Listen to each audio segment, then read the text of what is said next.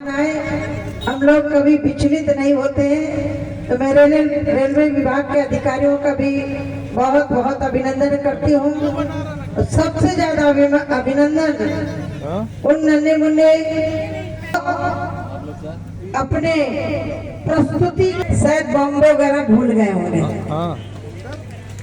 क्योंकि अच्छा ठीक। ये बच्चे कहते होनहार वीरवान के होत चीकने पात। जितने हमारे मंच में बैठे हैं वैसे ही हमारे नीचे फौजी भाई अभी हाथ उठा रहे थे, डॉक्टर साहब हैं, सभी बैठे हुए हैं। मैं बच्चों के नाटक से ही एक बात शुरुआत करना चाहती हूँ। आज गुरु गोविंद सिंह जी का पर्व दिन है, अमृत दिवस मनाया जा रहा है, प्राकट्य महोत्सव मनाया जा रहा है। और आज का दिन शायद मुझे लग रहा है उनके पुत्रों की कुर्बानी को ना याद किया जाए तो मुझे लग रहा है कि देश की आजादी के लिए आधा अधूरा रहेगा। आज गुरु पर्व है। गुरु गोविंद सिंह जी के 4 पुत्र बलिदान हुए थे। मैं अब आभार व्यक्त करती हूँ देश के यशस्वी प्रधानमंत्री जी का, जिन्होंने शायद आजादी के बाद उन महापुरुषों का स्मरण किया जिन महापुरुषों को आजादी के पन्ने से गायब कर दिया गया था। चाहे वो गुरुपुत्र हो, चाहे बिरसा मुंडा हो, चाहे ठाकुर दरिया सिंह हो, चाहे जोधा सिंह अटैया हो। यदि याद नहीं किया होता तो मेडिकल कॉलेज भी उनके नाम से नहीं होता। कि माननीय प्रधानमंत्री जी की दूरगामी सोच है।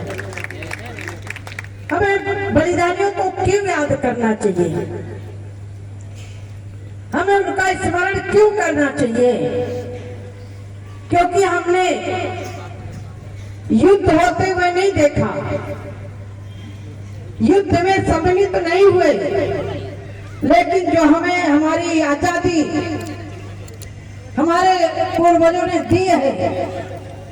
झांसी वाली रानी का भी रोल आपने देखा, मंगल पांडे जी का भी रोल देखा आपने, यहाँ सुभाष चंद्र बोस का भी रोल आपने देखा। शायद मुझे लग रहा है ये हमारे आने वाली पीढ़ी को याद दिलाने की जरूरत है। जब गुरु गोविंद सिंह जी के बड़े पुत्र युद्ध में शहीद हो गए तो अपनी दादी अपने छोटे पोतों को लेकर के वहां से बिछुड़ गई। परिणाम ये हुआ कि दुर्दांताओं ने, उन क्रूर लोगों ने उन बच्चों के साथ मां को भी गिरफ्तार कर लिया, यातनाएं दी गई। अब आप समझिए कि 7 साल का बालक, 9 साल का बालक कितनी उम्र होती है। उनको उत्पीड़न किया गया, मजबूर किया गया कि धर्म परिवर्तन कर लो। यही मैं याद इसलिए दिलाती हूँ कि हमें अपनी आजादी को याद रखना चाहिए कि कैसे आजादी मिली है। उन 2 पुत्रों को दीवारों में चुनवाया गया, जीवित चुनवाया गया। हुआ यूं, छोटे बेटे के भाई के गर्दन तक पहले दीवार आ गई। जोरावर सिंह की आंखों में आंसू आ गए। फतेह सिंह छोटा भाई बड़े भाई की तरफ देखता, भाई तुम्हें क्या प्राण प्राण लगने लगे क्या? माँ भारती से आपके प्राण ज्यादा ऊपर हो गए जो रो रहे हो? जवाब जरा सुनिए। उस बड़े भाई ने कहा, मुझे दीवारों में चुना जा रहा, मैं इसलिए नहीं रो रहा हूं, मैं रो इसलिए रहा हूं कि तू धरती पे मेरे से बाद में आया और माँ भारती के लिए पहले बलिदान होके जा रहा है, इसीलिए मेरे आंखों में आंसू है। हमारे हमारे लोगों के अंदर ये जज्बा रहा है।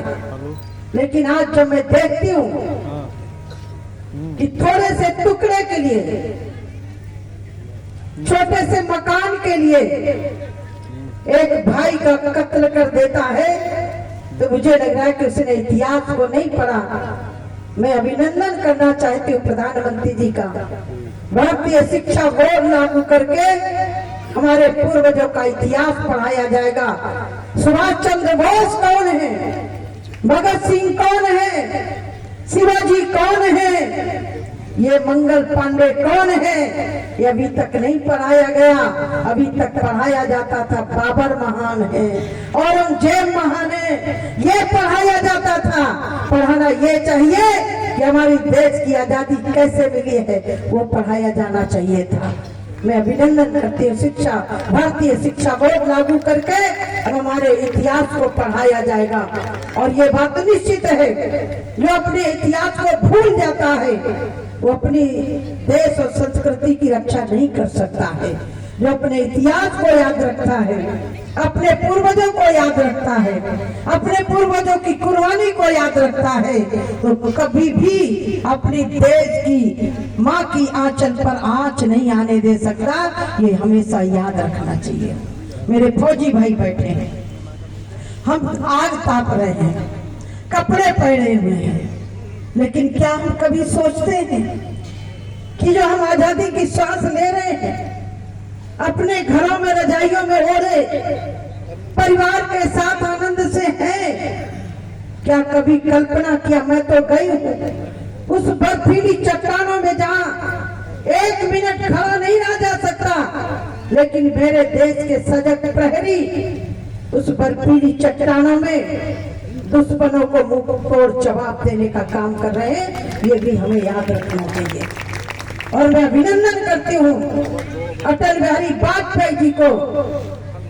पहले तो पार्थिव शरीर दूर, उनके कपड़े आते थे, चिट्ठी आती थी कि आपका बेटा शहीद हो गया, आपका पति शहीद हो गया। श्रद्धेय अटल बिहारी वाजपेयी जी ने कहा कि जो देश के लिए कुर्बानियां देता है, देश के लिए शहीद होता है, उसके कपड़े नहीं, उसके लिए चिट्ठी नहीं, उसके घर में सम्मान, उसका पार्थिव शरीर पहुंचाया जाएगा। ये अटल बिहारी वाजपेयी जी ने सेना के हाथ बंधे थे, निश्चित बंधे थे, लेकिन मोदी जी ने सेना के हाथ खोले कि कोई दुश्मन, यही देश है जहां पाकिस्तान हमारे सेना के गर्दन काट के ले जाता था। और वो एक काल है जब हमारे देश का नौजवान पकड़ा जाता है तो पाकिस्तान को मजबूर होकर के उसको वापस करना पड़ता है। ये भारत है, ये नया भारत है, ये पुराना भारत नहीं है। कई लोग कहते हैं साथी जी आप राजनीति में, आपकी इच्छा होगी सांसद बनने की। मैंने कहा मेरी ना पहले सांसद बनने की इच्छा थी और ना अभी है, लेकिन मेरी एक ही इच्छा है कि तेरा वैभव अमर रहे, माँ हम दिन चार रहे ना रहे। सिर्फ एक इच्छा है कि आपकी एक ओर से ऐसी सरकारें न आ जाए कि मेरी माँ के माथे पर कलंक लगे। ये हमें जरूर ध्यान रखना चाहिए। हमें ध्यान रखना चाहिए कि जो आज पूरे विश्व में भारत का मान सम्मान आदरणीय नरेंद्र भाई मोदी जी बढ़ा रहे हैं, वो कम ना होने पाए, इसीलिए किसी ने गीत गाया है और बहुत खूबसूरत गाया है कि माँ तेरा आंचल सुरक्षित रहेगा तो हम बच्चे भी सुरक्षित रहेंगे, और यदि तेरा आंचल सुरक्षित नहीं है तो मैं भी सुरक्षित नहीं रह सकता। ये हमें जरूर याद रखना चाहिए। ये महत्वाकांक्षा पद के लिए नहीं भाई, राष्ट्र के लिए। और मैं तो इतना मानती हूँ कि राष्ट्र सर्वोपरि है। भारतीय जनता पार्टी भी राष्ट्र फर्स्ट, पार्टी सेकंड और मैं पीछे हूँ। ये हमारी भारतीय जनता पार्टी का सिद्धांत है। तो आज के दिन ये जो 4 हमारे ओवरब्रिज रेलवे के, और अब मुझे लग रहा है शादीपुर को छोड़ करके पूरे जिले में कहीं भी फाटक की व्यवस्था नहीं है। एक अभी दुर्गा मंदिर के पास भी, उसको भी मैंने लिखा है कि यहाँ भी चाहे अंडरग्राउंड के ऊपरगामी पुल नहीं बन सकता है। हिमांशु जी भी उसको नोट कर लेंगे, क्योंकि वो भी एक मेन शहर के अंदर है। और ये शादीपुर वाला पुल भी रेलवे की तरफ से स्वीकृत हो गया है। जैसे ही पीडब्ल्यूडी की स्वीकृति आएगी काम शुरू हो जाएगा। मेरे लिए जब लोग बड़ाई करते हैं कि दीदी ने काम किया, तो मुझे लग रहा है कि मैंने नहीं काम किया, काम तो आपने किया है, काम आप लोगों ने किया है।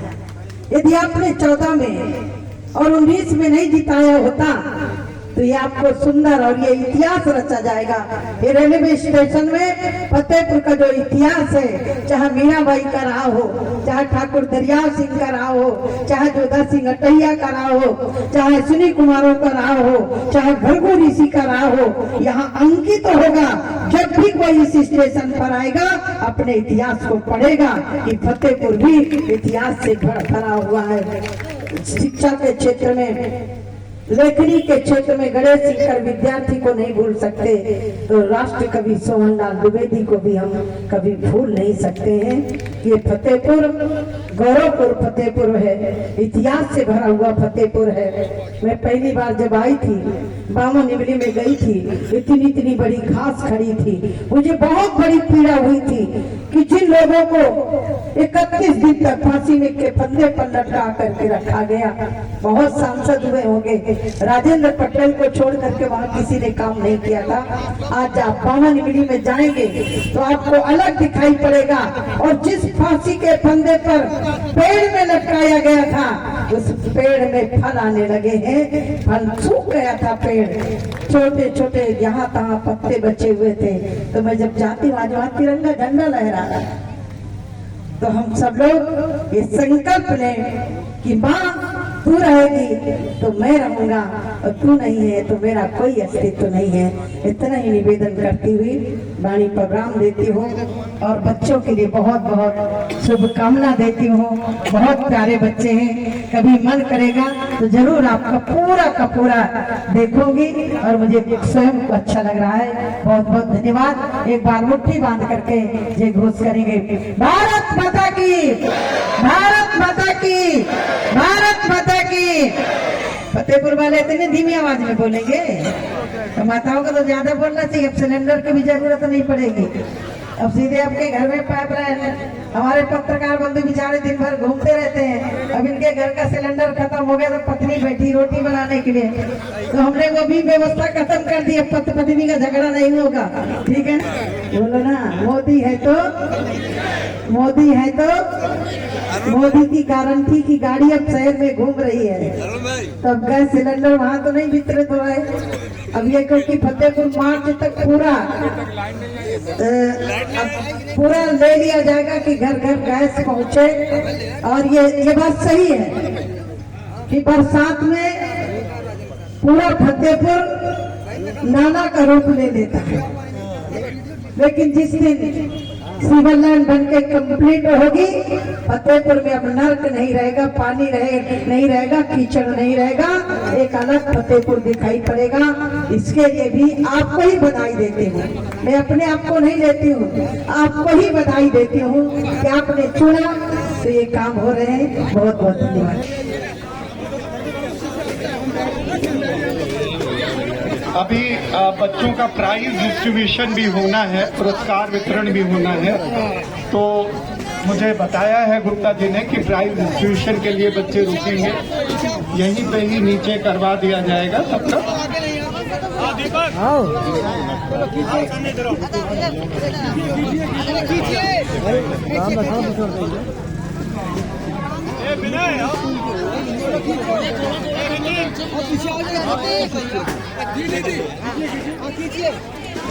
दिमाग लग गया उधर।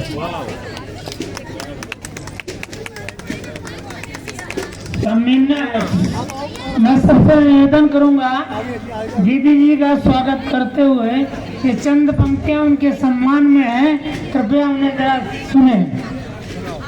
साध्वी दीदी जी